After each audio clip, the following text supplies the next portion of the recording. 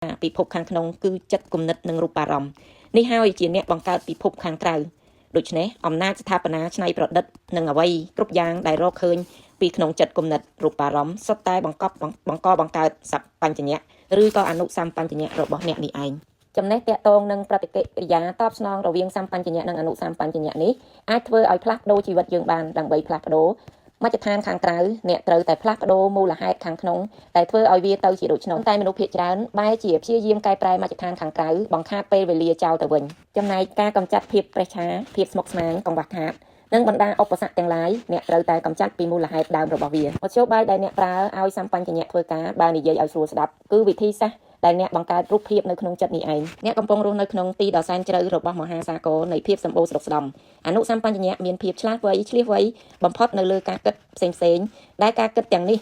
បង្កជារូបរាងនិងចម្រើនលូតលាស់ដោយសតិបញ្ញាដែលគ្មានដែនកំណត់ជាធម៌ពលចាំបាច់ចំពោះជីវិតនិងជាអំណាចដែលសាយភាយចេញមកពីអនុសម្បញ្ញៈការវឹកហាត់ដោយយកច្បាប់ផ្សេងៗដែលមាននៅក្នុងចម្ពោះនៃសៀវភៅនេះមកអនុវត្តអ្នកនឹងទទួលបទពិសោធន៍ថ្មីសម្រាប់កែប្រែពីភាពក្រីក្រទៅជាភាពមានបានស្ដុកស្ដំពីភាពអវិជ្ជមានភាពងឹតងងទៅរកភាពឆ្លៀសវៃពីក្តីឈឺចាប់រន្ធត់ទៅជាក្តីស្ងប់សុខពីភាពសោកសៅទៅសោមនស្សរីករាយពីភាពងងឹតទៅភ្លឺស្វាងពីការប្រេះឆាទៅការចុះសម្រុងពីភាពភ័យខ្លាចទៅជាភាពជឿជាក់មានទំនុកចិត្តពីបរាជ័យទៅជោគជ័យរំដោះខ្លួនឲ្យមានសេរីភាពរួចផុតអំពីការគៀបសង្កត់នៃបែបបទផ្សេងៗដែលមិនចាំបាច់ឆ្ងល់ទេគ្មានពរអ្វីប្រសើរថ្លៃថ្លាលើសពីអ្វីដែលពោលមកនេះហើយ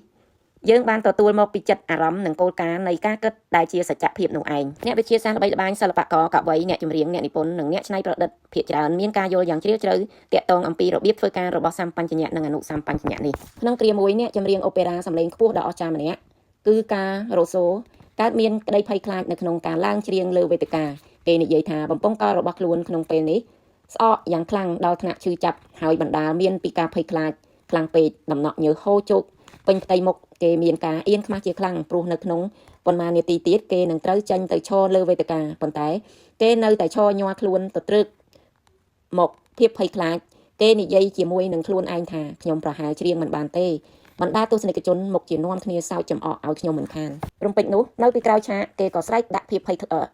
ខ្លាចថាឯងគ្មានរូបរាងទេឯងគ្រាន់តែជាសម្ោលដែលចង់មកច្របាច់កយើងប៉ុណ្ណោះឯងចឹងទៅយើងជាតួអង្គពិតយើងត្រូវតែច្រៀងស្ដាប់បានទេពាក្យដែលថាយើងគឺជាតួអង្គពិតនោះសំដៅទៅលើអំណាចគ្មានដែនកំណត់នៃអនុសម្បញ្ញៈរបស់ខ្លួននេះឯងនៅទីបំផុតគេស្រែកម្ដងទៀតថាចេញឲ្យឆ្ងាយទៅតួអង្គពិតប្រកបកំពុងតែឡើងលើវេទិកាហើយអនុសម្បញ្ញៈរបស់គេបានឆ្លើយតបដោយបញ្ចេញអំណាចជីវិតដែលបង្កប់នៅពីក្នុងឲ្យចេញមកក្រៅក្រោយពិធីករប្រកាសឈ្មោះគេក៏ដើរឡើងលើវេទិកាហើយច្រៀងបានយ៉ាងពីរោះកប់ចិត្តដល់ទស្សនិកជនគ្រប់រូបអ្នកប្រហែលជាដឹងច្បាស់ហើយពេលនេះថាការរ៉ូសូ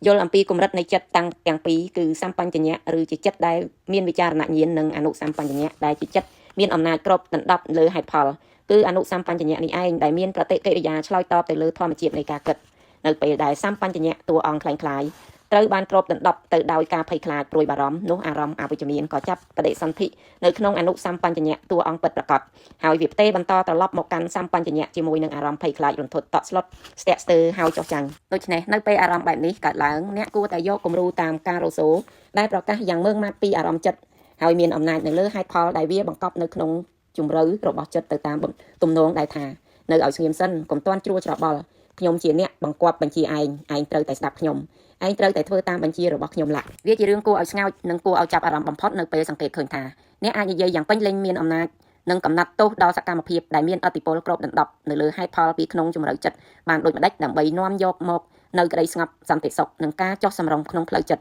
អាចនិយាយបានថាអនុសម្បញ្ញៈនេះស្ថិតនៅក្នុងក្រោមអំណាចរបស់សម្បញ្ញៈហេតុនេះហើយទើបគេហៅវាថាអនុសម្បញ្ញៈមុខងារសំខាន់ដែលខុសអំពីគ្នាអ្នកនឹងយល់ពីភាពខុសគ្នាយ៉ាងទូលំទូលាយដោយពិនិត្យមើលការប្រៀបធៀបខាងក្រោមសម្បញ្ញៈប្រៀបដូចជាអ្នកនាំផ្លូវឬកាពីតែនដែលនៅក្នុងបន្ទប់បញ្ជាការគេជាអ្នកតម្រង់ទិសដៅនាវានិងបញ្ជាពីលើអ្នកធ្វើការក្នុងកាប៊ីនបញ្ជាគ្រឿងម៉ាស៊ីនដែលមានតួនាទីគ្រប់គ្រងធុងចំហាយទឹកបញ្ជាឧបករណ៍ប្រើប្រាស់និងកុងតាក់បញ្ជាផ្សេងៗក្រុមអ្នកដែលនៅក្នុងកាប៊ីនបញ្ជាម៉ាស៊ីនគេមិនបានដឹងថានាវាបើកតម្រង់ទៅទិសណាទេពួកគេធ្វើតាមតែបញ្ជាប៉ុណ្ណោះនាវាអាចបុកថ្មបើកាពីតែនចេញបញ្ជាខុសដោយពឹងផ្អែកតែទៅលើតែត្រីវិស័យឧបករណ៍វាស់មុំនិងឧបករណ៍ផ្សេងៗទៀតអ្នកបម្រើការនៅក្នុងកាប៊ីនម៉ាស៊ីនត្រូវតែគោរពតាមបញ្ជាកាពីតែនគឺជាតួនាទីដែលមនុស្សគ្រប់រូប ត្រូវស្ដាប់បញ្ជាដោយស្វ័យប្រវត្តិកូនចៅគ្មានសិទ្ធិតវ៉ាតួនាទីរបស់គេគឺមានតែធ្វើតាមបញ្ជាម្យ៉ាងគត់ប៉ុណ្ណោះកាពីតែនជាអ្នកដឹកនាំខ្ពស់បំផុតនៅលើនាវាសមុទ្របទបញ្ជារបស់គេប្រៀបដូចជាដាវអាញាសឹកសម្បញ្ញៈរបស់អ្នកដូចគ្នាទៅនឹងកាពីតែននាវាដែលមានអំណាចខ្ពស់បំផុតនៅលើនាវាឬរាងកាយមជ្ឈដ្ឋានជំវិញនឹងអ្វីផ្សេងទៀតដែលតាក់ទងនឹងរូបអ្នកចំណែកអនុសម្បញ្ញៈធ្វើតាមបញ្ជាដោយពឹងផ្អែកទៅលើជំនឿដែលសម្បញ្ញៈទទួលស្គាល់វាថាត្រឹមត្រូវពេលអ្នកនិយាយប្រយោគថាខ្ញុំធ្វើមិនបានទេមានន័យថាអនុសម្បញ្ញៈកត់ត្រាពាក្យនេះយកទៅទុកហើយវានឹងធ្វើឲ្យអ្នកស្ថិតនៅក្នុងស្ថានភាពដែលគ្មានសិទ្ធិសម្រេចបំណងប្រាថ្នារបស់ខ្លួនបានឡើយដរាបណាអ្នកនៅតែនិយាយថាខ្ញុំមិនអាចមានឡានតម្លៃថ្លៃដូចនោះទេខ្ញុំមិនអាចទៅលេងអឺរ៉ុបបានទេខ្ញុំមិនអាចធ្វើផ្ទះល្អបានទេ